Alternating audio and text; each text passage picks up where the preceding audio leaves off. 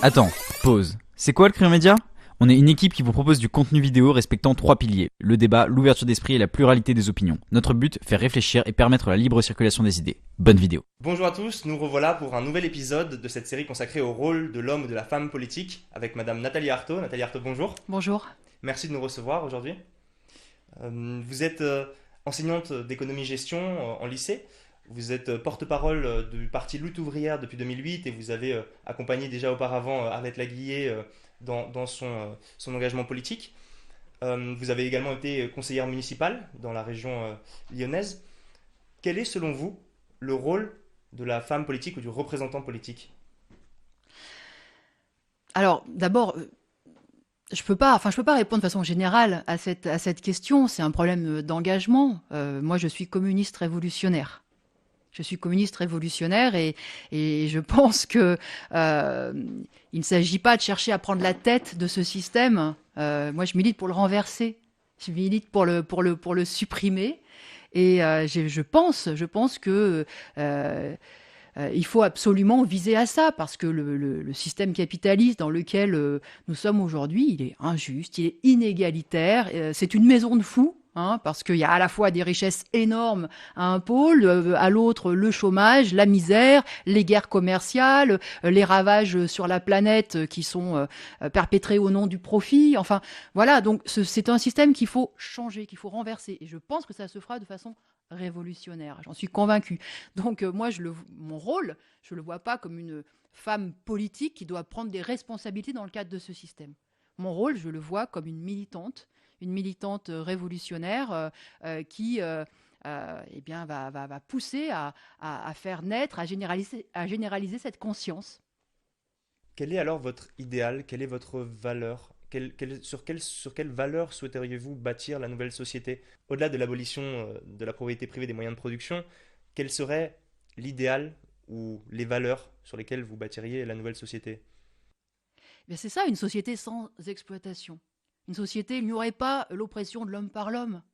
Une société qui ne serait pas guidée, encore une fois, par l'argent, par l'appât du gain, mais une société qui s'organiserait pour répondre aux besoins de tous. Et quand je parle des besoins de tous, je raisonne à l'échelle de la planète, parce que ma révolte, mon ambition, c'est de changer encore une fois toute la société pour l'humanité tout entière. Et de ce point de vue-là, moi, je suis profondément internationaliste. C'est-à-dire que, voilà, internationaliste de cœur, parce que pour moi, le sort d'un être humain, où que ce soit sur la planète, me concerne, me touche.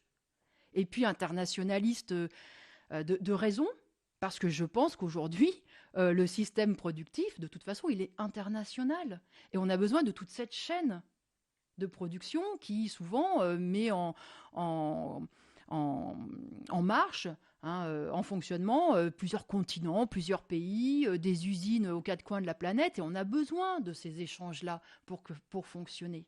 Donc il faut réorganiser l'économie, y compris à l'échelle de la planète. Moi, je pense que euh, il faudrait bien sûr planifier quels sont les besoins essentiels auxquels on veut répondre, et que ce soit exprimé de façon démocratique.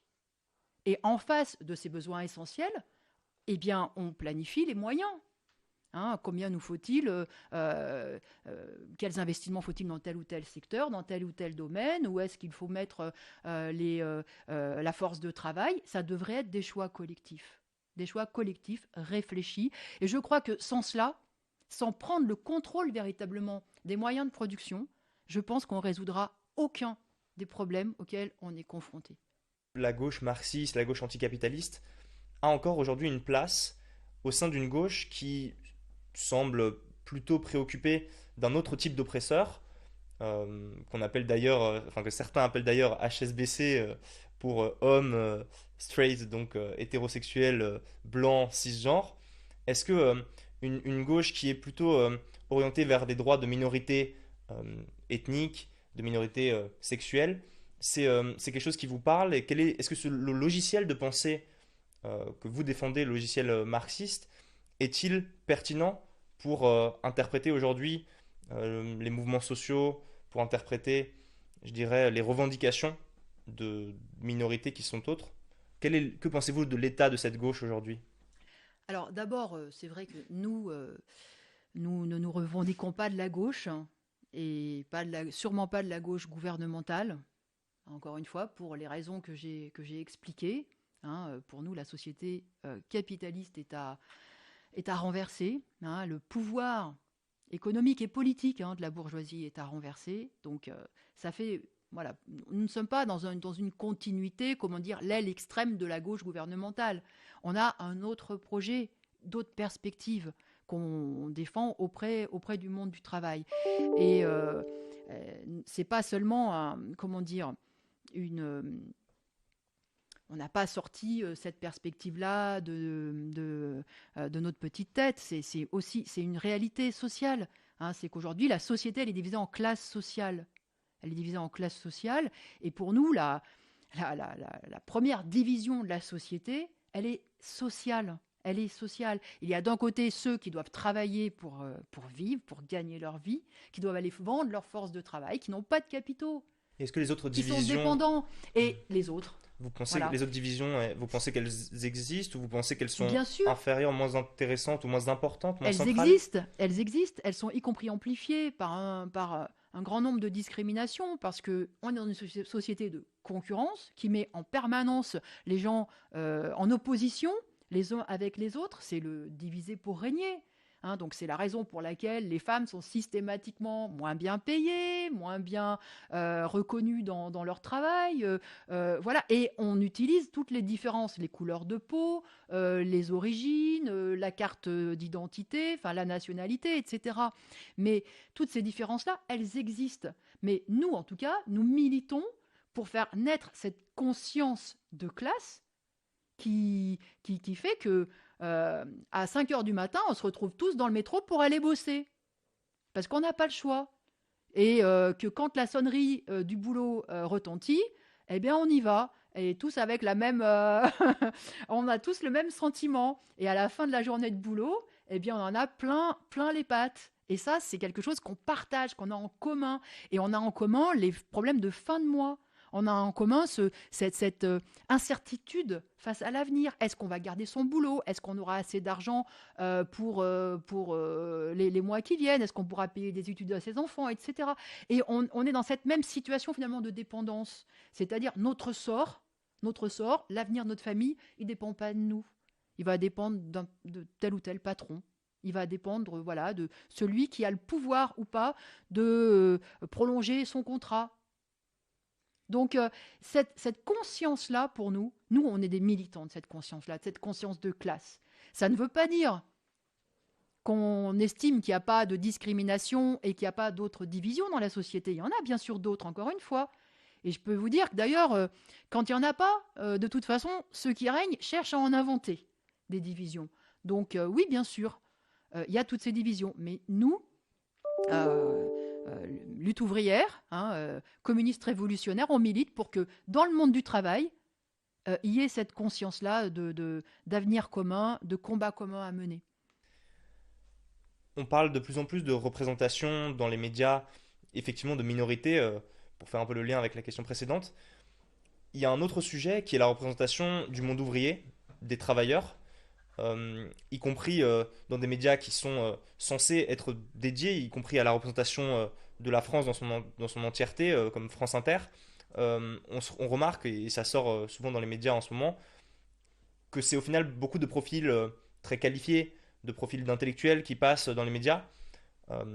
On l'a vu aussi avec l'émoi qu'a provoqué le documentaire de François Ruffin, Merci Patron, qui montre une autre France, une autre des personnes qui peuplent évidemment le territoire, mais qu'on voit trop peu souvent peut-être dans les médias. Quelle est votre position par rapport à ça? Est-ce qu'on peut quand même améliorer les choses, même dans le système, sur la représentation qu'on fait du monde ouvrier, de la majorité de la population française? Est-ce qu'il y a peut-être un besoin d'inviter plus de gilets jaunes sur les plateaux télé, de travailleurs au final? Moi, je crois qu'effectivement, ces médias, ils sont dans les mains de ceux qui tiennent la société, de ceux qui détiennent le pouvoir, des grandes familles capitalistes, bourgeoises. Et de toute façon, ces médias relayent leur point de vue, relaient effectivement leur idéologie. Moi, je suis frappée de voir, par exemple, comment aujourd'hui, tous les jours, c'est des reportages sur les petits commerçants. Alors, effectivement, les petits commerçants, ils souffrent énormément dans cette crise, c'est vrai. Et quand on les entend dire leur désespoir de ne pas pouvoir exercer leur métier, gagner leur vie, même être utile, enfin faire ce qu'ils savent faire, etc., ça me touche. Mais je ne peux pas m'empêcher de me dire que on n'a jamais eu autant, on n'a jamais eu cette antenne-là pour les ouvriers, par exemple, qui sont licenciés. Et pourtant, c'est la même désespérance. Et c'est le même gâchis pour eux. Et c'est le même sentiment d'injustice. Quand on est mis à la porte pour des raisons, il y a toujours des bonnes raisons. Hein. Il faut voir la future compétitivité, il faut voir... bon, c'est quasiment pour votre bien que vous êtes mis à la porte, toujours. Bon, mais c'est exactement le même sentiment, la même colère, la même révolte, cette même frustration, et cette même descente aux enfers. Et elle est trop peu mise en avant dans les médias. Mais quasiment jamais. Et même encore aujourd'hui. Moi, je suis frappée. C'est tous les jours. Tous les jours on a le témoignage, effectivement, de commerçants. Mais dans cette crise, il y a eu 700 000 salariés qui ont vu leur contrat s'arrêter du jour au lendemain en mars-avril. Alors, ça n'a pas été des licenciements parce que de toute façon, c'était des contrats précaires. Il n'y a même plus besoin de licencier maintenant pour mettre les gens dehors. Hein, donc voilà. Et puis il y a eu cette flambée de suppression d'emplois, de plans sociaux, de licenciements qui ont suivi. Donc on sait qu'il y a 1 million de plus de pauvres supplémentaires. On sait qu'il y a 1 million de gens qui ont perdu leur travail, leurs moyens de gagner leur vie. Mais effectivement, c'est les grands oubliés. Mais vous savez, moi, nous nous appelons lutte ouvrière. Pendant des années et des années, et je pense que ça va continuer, on nous a expliqué, mais enfin, pourquoi lutte ouvrière? Les ouvriers, ça n'existe plus. Ça n'existe plus. Vous êtes restés bloqués au 19e siècle. Mais on les a vus. Ceux qui étaient indispensables au moment, en mars-avril, quand tout le pays était confiné, qui continuait de faire fonctionner la société? C'est pas seulement les hôpitaux qui ont continué de fonctionner. C'est aussi les supermarchés, c'était aussi les usines d'agroalimentaire, parce qu'il ne fallait pas seulement aller dans les rayons, prendre son... Hein, c'est aussi ceux qui... Voilà, les abattoirs, c'est aussi... Toutes les usines, elles ont continué. Donc les ouvriers, mais bien sûr qu'ils sont là, il y en a besoin, ils sont à la base de tout en réalité. Ils sont à la base de tout. Alors voilà, en mars-avril, c'était tellement voyant, c'était tellement visible, puisqu'il n'y avait plus qu'eux qui étaient dehors. Il n'y avait plus qu'eux qui étaient en activité. C'était tellement voyant qu'on a même eu Emmanuel Macron qui s'en est ému en disant « Ah oui, ceux que l'on reconnaît si mal et que l'on paye si mal, il va falloir les augmenter demain, mieux les reconnaître, etc. » Bon, mais enfin, tout ça, c'est oublié. Hein. Aujourd'hui, ça n'existe plus. Aujourd'hui, voilà, tout est reparti comme avant. Bon, ben, moi, j'espère que, y compris réfléchir à ce qui s'est passé, ben, c'est aussi réfléchir à ça. Le rôle, justement, aujourd'hui, du monde du travail dans la société. L'Assemblée nationale, elle a pu s'arrêter, hein. Il n'y a pas de problème. Hein. Les collectivités locales, elles sont très peu réunies. Enfin, il y a eu... Voilà. Mais par contre, ramasser les ordures, ça ne s'est jamais arrêté. Les hôpitaux ne sont jamais arrêtés. Les usines qui nous fournissent tout ce dont on a besoin pour vivre, ça ne s'est jamais arrêté. Et les travailleurs, ils ont pris leurs risques. Et ils ont été responsables pour 1000, y compris... Pour le gouvernement, ils ont été responsables parce que eux, bon, ils ont risqué leur peau, hein, faut le dire, dans une situation où il n'y avait rien pour se protéger, et ils y sont allés au charbon. Ils ont pris des initiatives, ils n'ont pas attendu que les consignes elles tombent d'en haut, heureusement d'ailleurs. Alors moi, c'est tout ça que je remarque et qui me conforte dans mon engagement. Ceux qui font tourner la société au jour le jour, oui, ils sont responsables. Et moi, c'est en eux que je fais confiance. Et je pense que ce qu'il faut, c'est aller vers une société où ce soit eux qui aient aussi le contrôle des décisions. Des décisions fondamentales. Où est-ce qu'on investit? Qu'est-ce qu'on produit? Comment on organise le travail? C'est normal que le travail soit concentré sur de moins en moins de salariés et puis que il y ait des centaines de milliers de femmes et d'hommes qui crèvent au chômage. Il faut qu'on se répartisse le travail, qu'on organise les choses mieux. Moi, je pense qu'effectivement, on peut très bien faire tourner une économie sans avoir ce diktat-là, ce diktat de la rentabilité, ce diktat de la compétitivité, ce diktat du profit. Voilà. Et qu'il y a un tas d'activités qu'on doit réaliser sans qu'elles soient rentables. Sans qu'elles soient rentables. Mais ça voudrait dire effectivement prendre le pouvoir et enlever cette propriété privée, parce qu'on n'y arrivera pas sans ça. Merci Madame Artaud. Merci. N'hésitez pas à nous dire si cette vidéo vous a plu en commentaire, à liker, à partager cette vidéo, à vous abonner à la chaîne. Et puis à bientôt pour un futur épisode de cette série consacrée au rôle de l'homme politique ou de la femme politique.